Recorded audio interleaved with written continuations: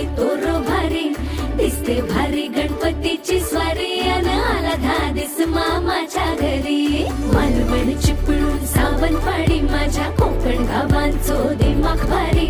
दिसते भारी गणपतीची स्वारी माझ्या कोकणा वाटे तुम्ही वलवा गाडी धमाधमान हाका गाडी माझ्या कोकणचो रस्तो नागमोडी कारी न येवा वशी न येवा नाही तर सुसाट आगीन गाडी मुंबई पुण्याचे रस्ते सोडा माझ्या कोकणा वाटे तुम्ही वलवा गाडी